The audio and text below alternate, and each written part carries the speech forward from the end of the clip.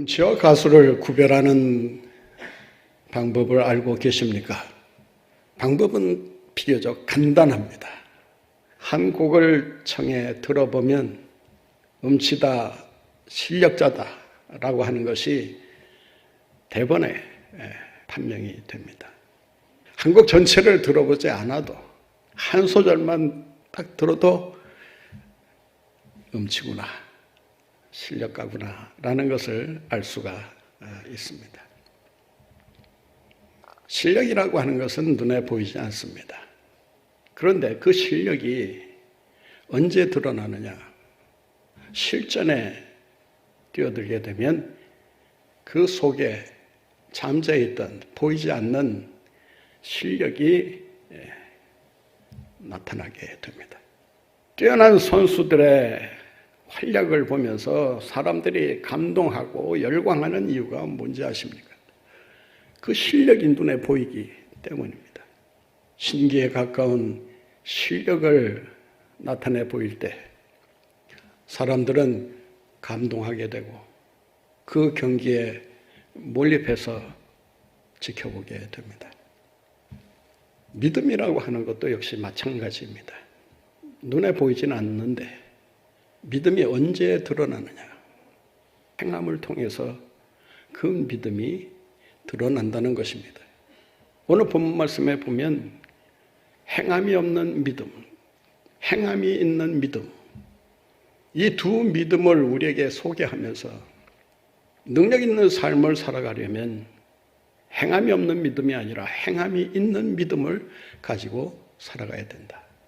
어떠한 믿음을 갖고 있는지 그 믿음을 볼 수가 있는데 그 믿음을 언제 볼 수 있느냐?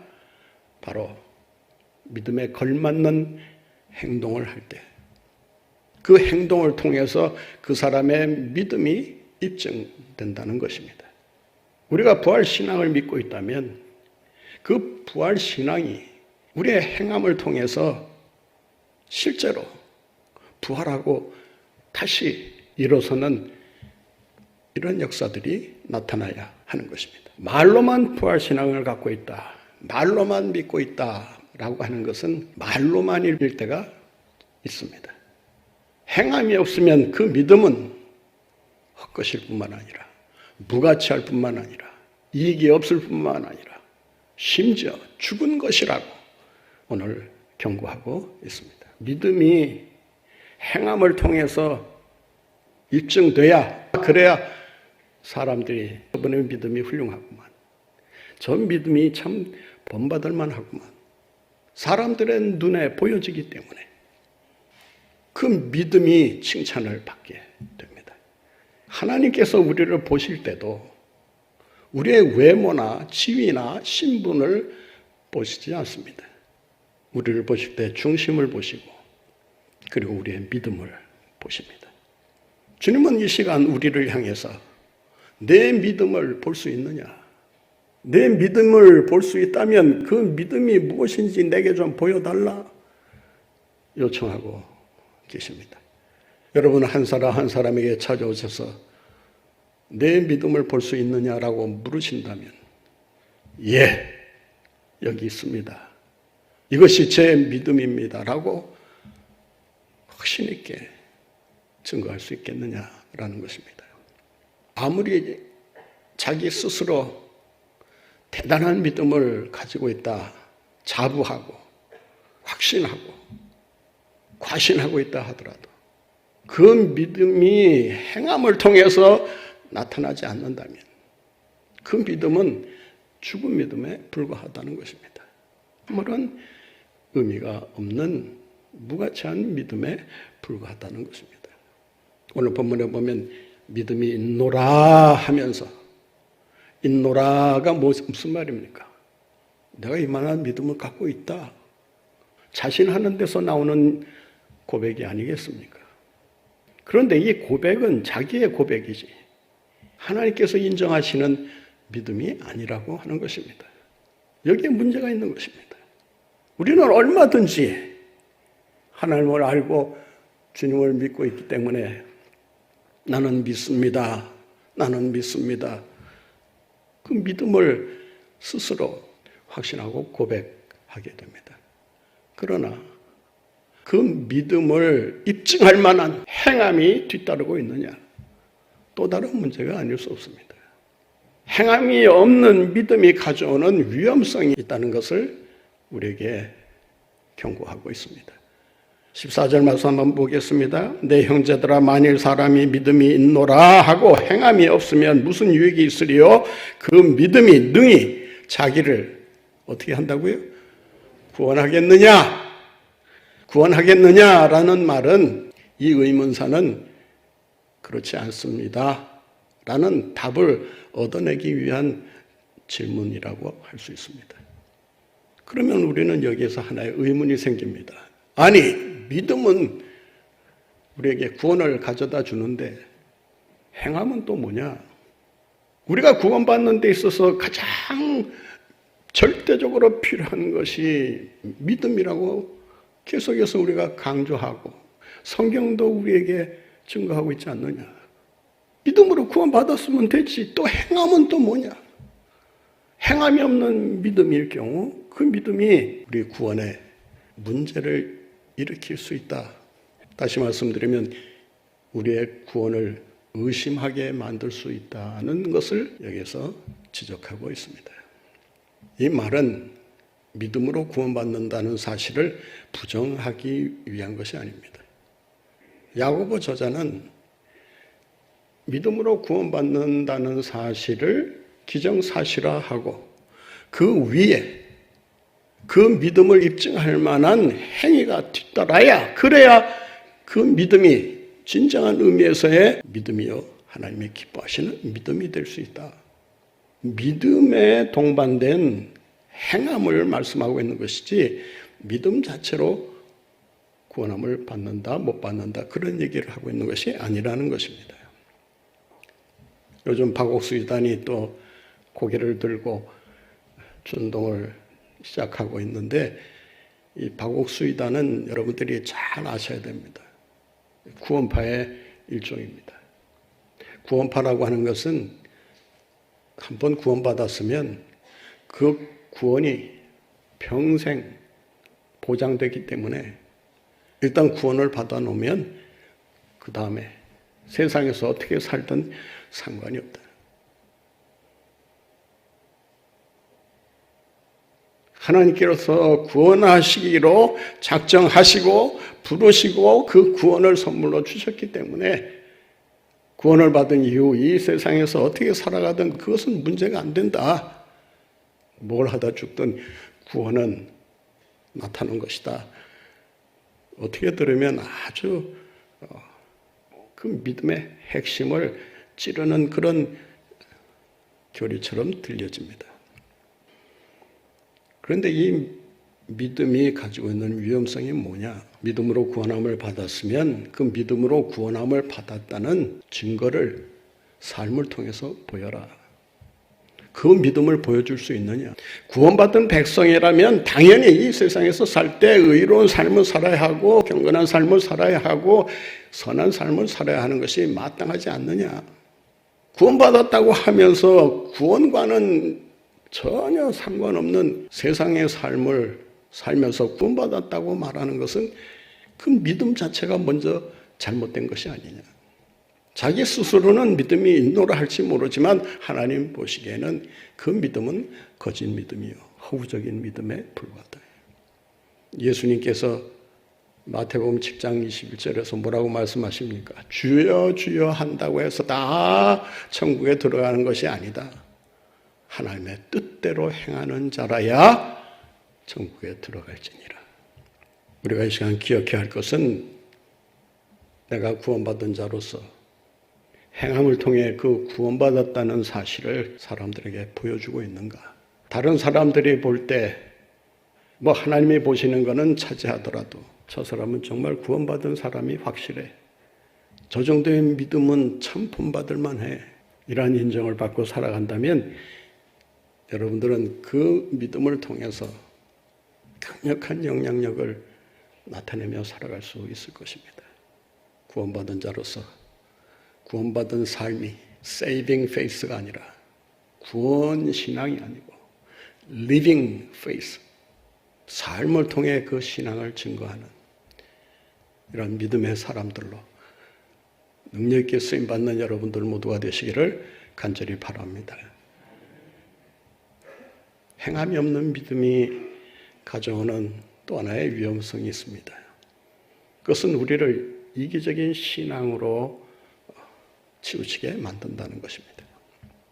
자기 세계 속에 갇혀서 자기 만족을 위해, 자기 행복만을 위해 살아가는 신앙생활을 의미합니다.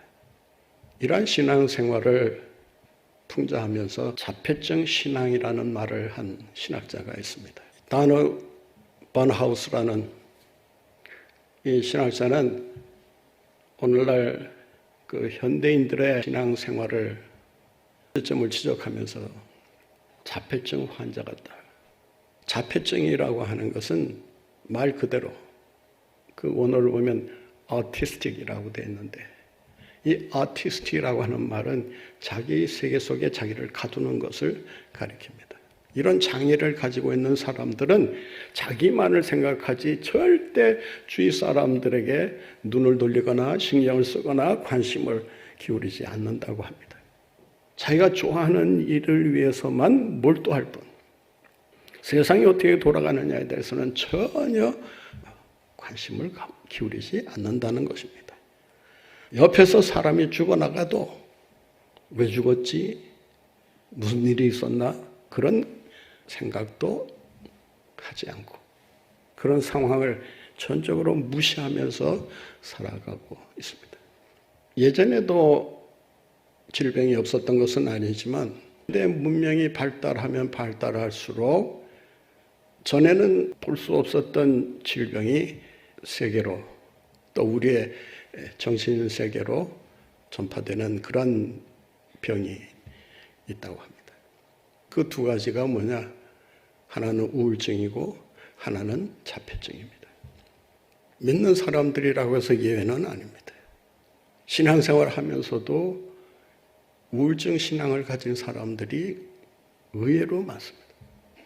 재미가 없어요. 마음에 즐거움이 없고 평안이 없고 기쁨이 없기 때문에 믿는 자체가 때로는 부담이 되고 짐으로 작용하게 됩니다. 신앙생활을 한다는 게 뭡니까? 더구나 부활신앙을 가지고 산다는 게 뭡니까? 절망 속에서도 희망을 가지고 기뻐하며 감사하며 살아가는 신앙이 부활신앙 아니겠습니까? 우리의 신앙이 사람들을 살리는 신앙이 아니라 자기 세계에 갇혀서 자기 만족만을 위해 존재하는 신앙이라고 할 것 같으면 그러한 신앙이 뭐가 필요합니까? 무슨 소용이 있습니까? 그렇지 않습니까? 신앙은 본질적으로 자기를 향하는 것이지만은 자기를 향하는 것과 동시에 세상을 향하는 것이 믿음이 가지고 있는 특성이라고 할 수 있습니다. 따라서 세상을 향해 나가야 할 우리의 믿음이 자기 안으로만 계속해서 숨어 들어가게 된다면 그 신앙은 반쪽짜리 신앙일 뿐입니다. 오늘 본문에 따르면 죽은 신앙이에요. 이미 사망 선고가 내려진 신앙일 뿐입니다. 오늘 본문 말씀을 한번 보시기 바랍니다. 15절부터입니다. 만일 형제나 자매가 헐벗고 일용할 양식이 없는데 너희 중에 누구든지 그에게 이르되 평안히 가라, 덥게 하라, 배부르게 하라 하며 그 몸에 쓸 것을 주지 아니하면 무슨 유익이 있으리요? 이와 같이 행함이 없는 믿음은 그 자체가 죽은 것이라. 지금 헐벗고 굶주리는 최악의 상황 속에서 불행하게 살아가는 사람들을 향해 평안히 가라, 배부르게 하라, 덥게 하라 말만 적한다면 그런 믿음이 헐벗고 굶주리는 사람에게 어떤 영향을 미칠 수가 있느냐.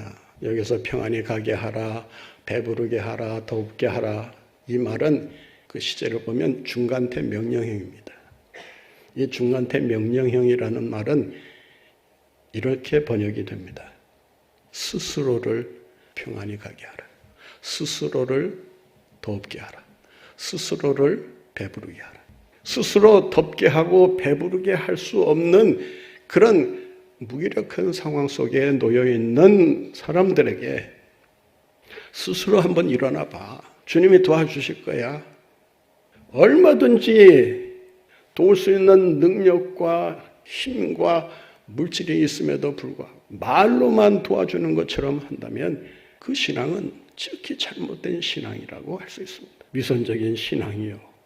세상 사람들로부터 비난을 받을 수밖에 없는 신앙이 될 수밖에 없습니다.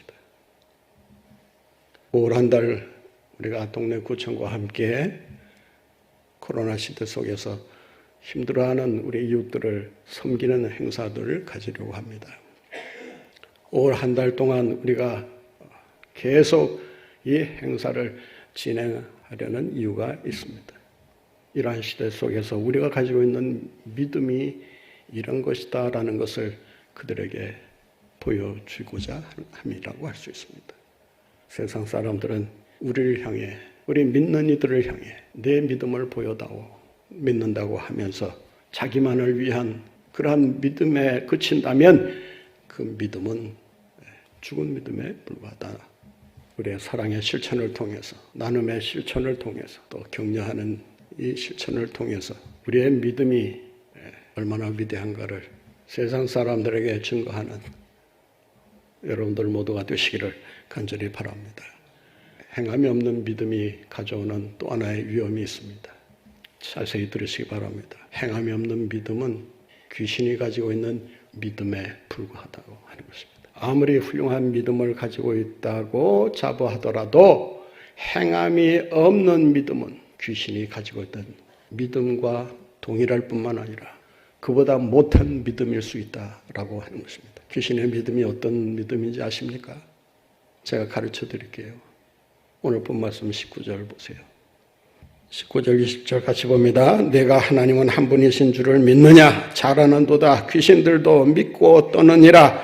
아, 허탄한 사람아, 행함이 없는 믿음이 헛것인 줄을 알고자 하느냐? 귀신의 믿음이 어떤 믿음이에요? 내가 하나님은 한 분이신 줄을 믿느냐? 잘하는도다. 하나님께서 칭찬하는 믿음으로 인정하십니다. 그런데 그 정도의 믿음은 귀신도 가지고 있다. 오늘 말씀 보세요. 귀신도 믿고 그 다음에 떠느니라. 여러분 믿고 떠는 경험 한번 해보신 적 있어요? 귀신은 영적 분별력까지 갖고 있어요. 지식적으로도 예수님이 어떤 분이신지 하나님이 어떤 분이신지 알고 있어요. 마가복음 1장 24절 말씀에 보면 귀신이 예수님 앞에 나아가서 이렇게 말합니다. 예수님, 내가 당신이 누구인 줄 아노니 당신은 거룩하신 하나님의 아들이시니이다. 여러분, 귀신이 한 말이라고 생각하지 말고 누군가가 고백하는 말이라고 한번 생각하고 들어보세요. 예수 그리스도가 메시아 되심을 그 정체를 정확하게 알아보고 고백하고 있는 것입니다. 예수님이 어떤 분이신가를 벌써 알고 나와 당신은 이런 분이신 줄 제가 압니다. 지적인 그 자신의 능력을 여기서 말씀하고 있습니다.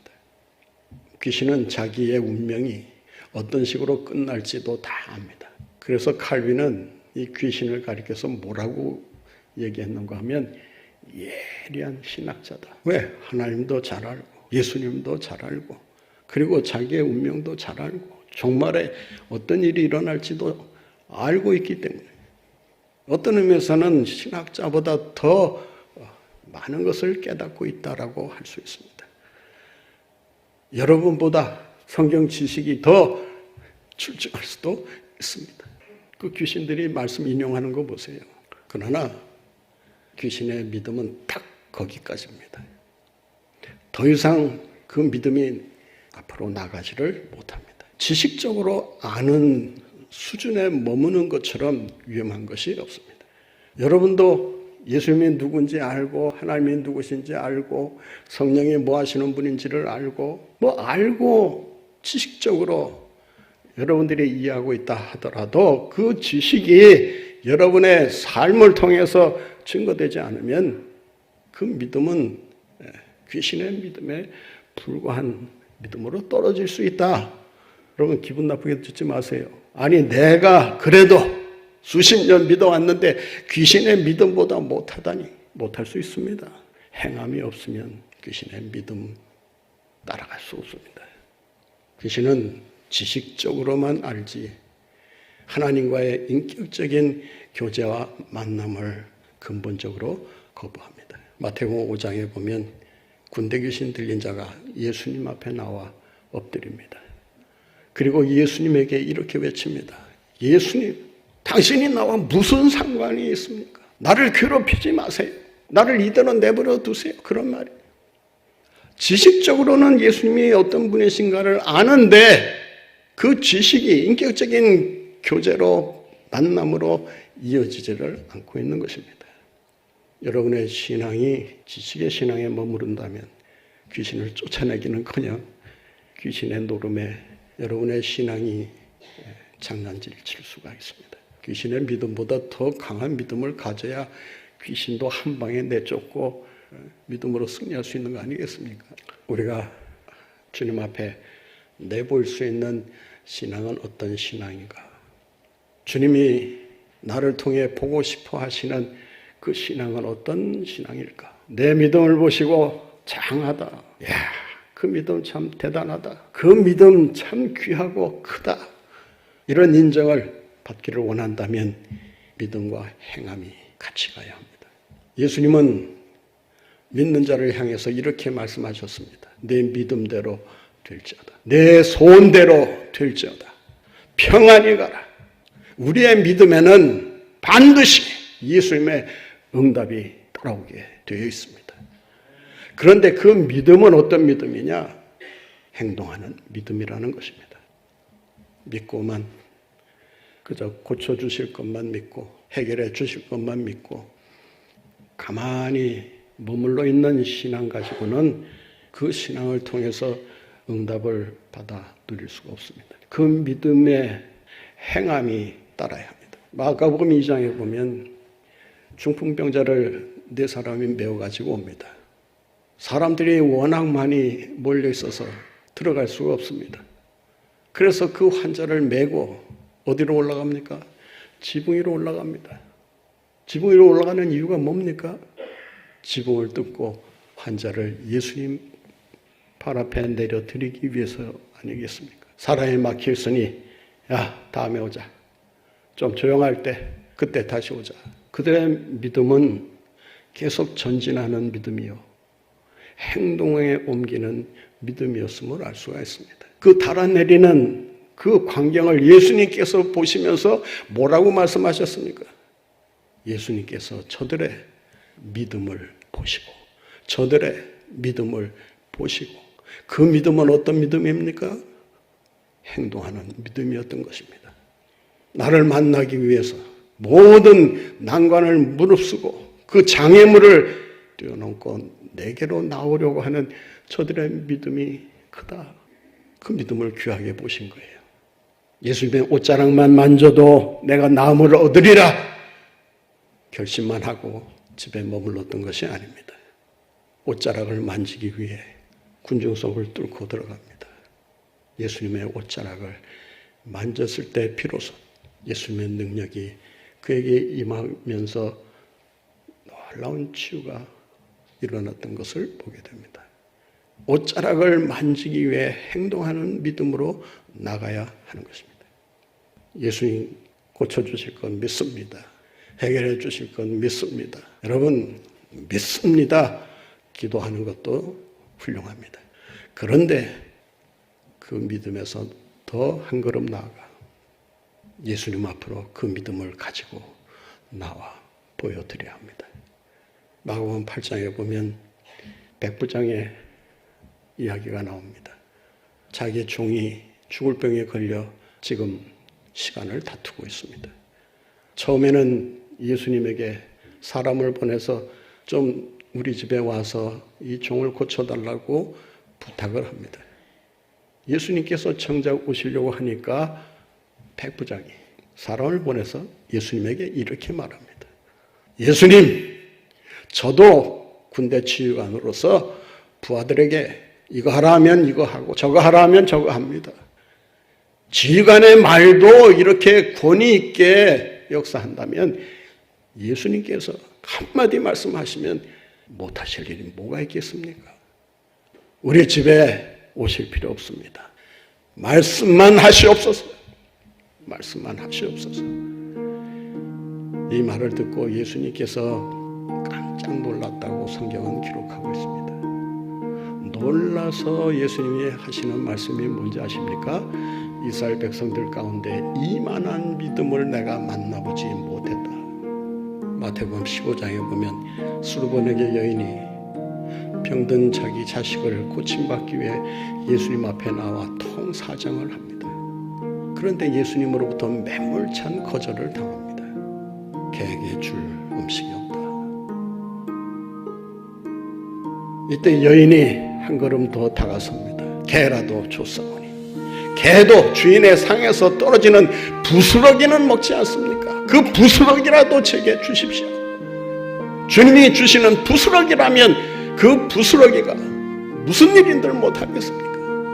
이때 15장 28절에 보면 예수님께서 그 여인의 믿음을 보시고 이렇게 말씀하십니다. 내 믿음이 크도다. 내 믿음이 장하다. 원문대로 하면 내 믿음이 메가톤급이다. 여러분, 주님 앞에 믿음을 가지고 나아가시기를 바랍니다. 행동하는 믿음을 주님 앞에 보일 때 주님께서 그 믿음을 보시고 놀라운 축복과 은혜를, 응답을 여러분들에게 넘치도록 허락해 주실 줄로